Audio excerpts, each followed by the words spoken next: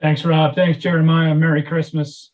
Hey, this has been such a fluid, unique, extraordinary couple of weeks for you guys. I guess first of all, what was your reaction today when you heard that JC had been the latest to test positive? Um, I mean, it's becoming something that you don't really look forward to. More rather, just understand that we can only control the things that we can control. Yeah, so we're just taking our time with certain reports and just taking into consideration the things that are at hand and to be able to just pinpoint our focus and focus on the Packers and focus on the things that we can control. So, How did you think the guys did in terms of what you've been dealing with on Monday night? And do you think the way you guys played and took it down to the last seconds, does it even give you more positivity going into Saturday? Not necessarily positivity, because always our goal is to win. Always our goal is to finish out, with the upper hand. But nevertheless, it does give us, somewhere to go from. Gives us somewhere to, look at and improve on. So we don't look at it more rather as a moral win or something that is absolutely positive, but more so somewhere that we can start to improve from. So, Thanks. Yes, Thanks, sir. Tom. Nate Orrick is next.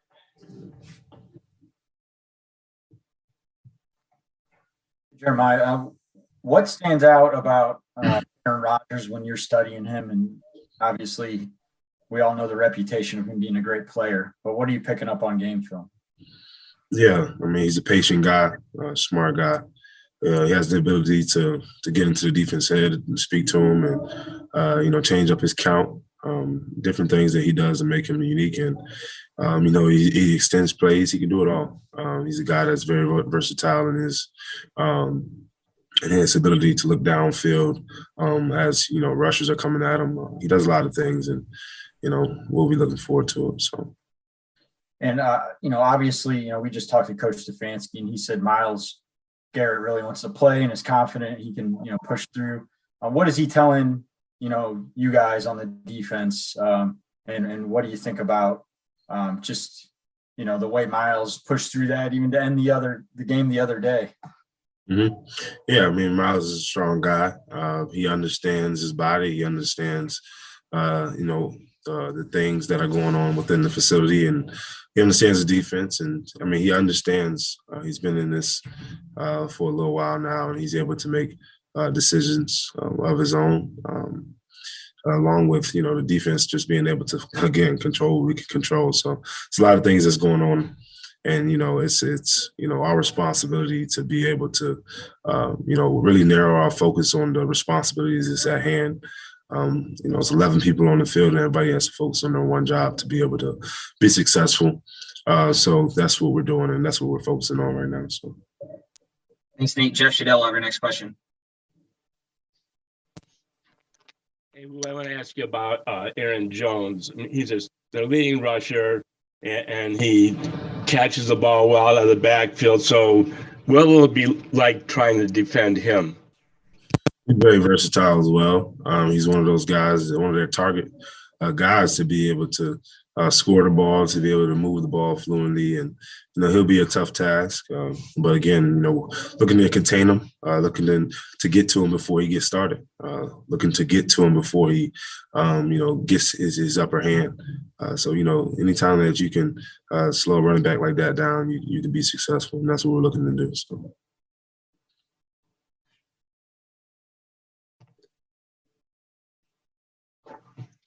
I guess I'm next. Jeremiah, playing in Lambeau, is there any, I know you don't want to get awestruck, but is it kind of like the holy grail of, places to play? I wouldn't say holy grail. They have a stadium, they got seats, they got a grass field. They got people in them.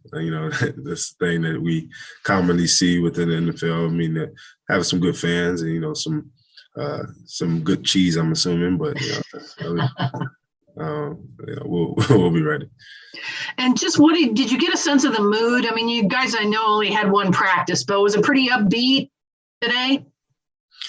Yeah, it was upbeat. I mean, I guess we can say it's upbeat. I mean, again, man, so much stuff going on that we're just trying to be able to focus on what we focus on, what we need to focus on at the right time, taking it hour by hour, second by second, minute by minute, not really, focusing on the next thing or tomorrow or the next day. As we always say, today has enough troubles of its own. So, Thank you. yeah. Thanks, Marla. Tony Grossi, you're next. Jay, I just wanted to ask about what was going on that play with the tight end at the end of the game Monday night on the sideline. It looked like you held up a miscommunication. I don't know what was happening. Yeah. Good question. Well, again, with 11 players on the field, everybody has to do the job, and it was just miscommunication. Miscommunication that can't happen next time, of course. So we'll take a look at it as we have, and we've corrected the mistake already. And not to get into any details, but we corrected the mistake. So okay, and just a follow up to Marla about Lambeau. I mean, you played at Notre Dame, so I guess there's nothing more iconic than that, right? I mean, to you, everything else is second fiddle, right? Yeah, we'll have some Notre Dame fans up there too. So Cleveland Browns will have some fans, but I'll bring some people from Notre Dame up there as well. All right, good job. Thank you. Appreciate it. Thanks, Tony. Ashley Bastock, you're up.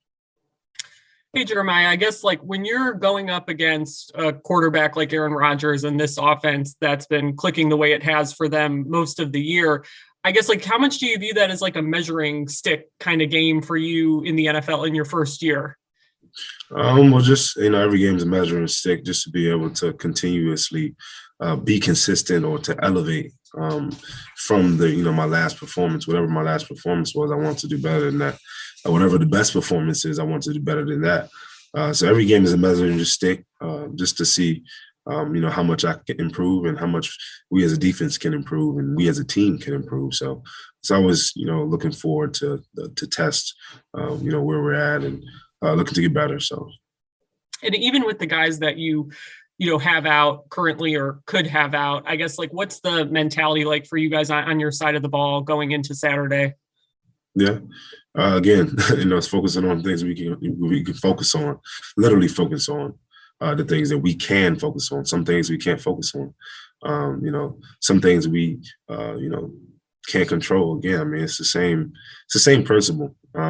With a lot of things in football, and I think a lot of things in life. I mean, it's always the same principle. Focus on the things you can focus on.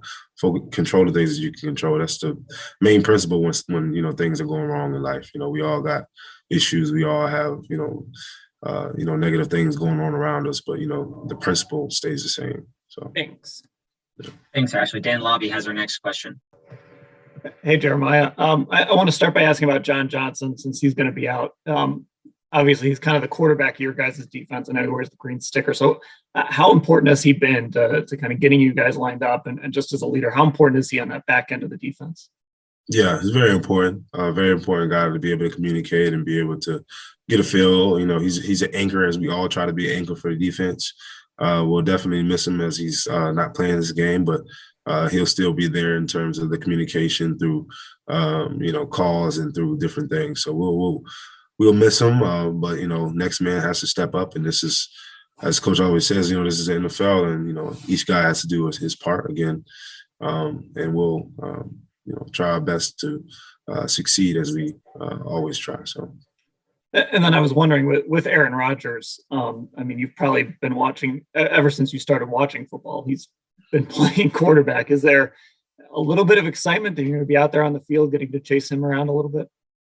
Is there excitement? No, I mean, I wouldn't say that it's a certain emotion. Again, I'm just trying to be as consistent as possible. We as a defense are trying to be as consistent as possible. We as a team are trying to do that as well. Aaron Rodgers is a great quarterback. They have great wide receivers. They have great running backs. They have a great offense. And these are the things that, we pinpoint. Not to single out anybody or not to double out anybody. It's the Green Bay Packers versus the Cleveland Browns, and that's what we're keying in on right now. So, thank you. Appreciate it. Thanks, Dan. We'll take one more question. It goes to Mary Kay Cabot. Yeah, Jeremiah, just wondering, with all of the COVID stuff going around with all of your teammates, what kinds of things are you doing to take extra precautions, perhaps knowing that I think you might be in a different situation than some of your teammates, and I'm not sure, and you don't have to answer that if you don't want to, but Yeah. are you doing some extra things because there's so much at stake for you guys this season, and obviously you don't want to miss any time. So Yeah. what are you doing? Yeah, well, first and foremost, I think it starts with the main, I guess, the main thing inside of health is your diet first.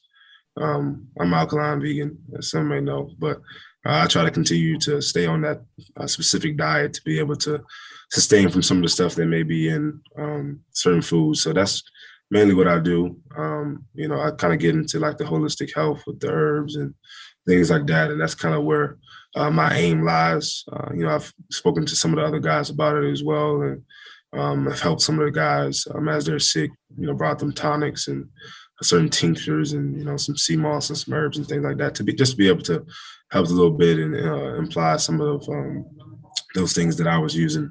Even when I had got the COVID, I was asymptomatic and I wasn't sick at all in my, in my book. I was feeling okay. But nevertheless, it's just about, health first in terms of diet, and then we can move on to the extra, medicines and the vaccines and the extra stuff that, science may imply. First and foremost, that we try to push forth a good diet. Like Miles, are you sort of keeping a lower profile too? I mean, he's talking about, kind of not really going out and doing too much and sort of sticking around at home. Are you doing those kinds of things as well? Yeah, I mean, if I need to, get something to eat, I'll probably, go out to get something to eat. But after that, then I'm not like, going, what do they call it, go-karting. I'm not out, at a jazz club or something like that. I'm more so just, if I'm going out, I'll go, eat or whatever, sit down, and then after that, I'll bounce out. Okay.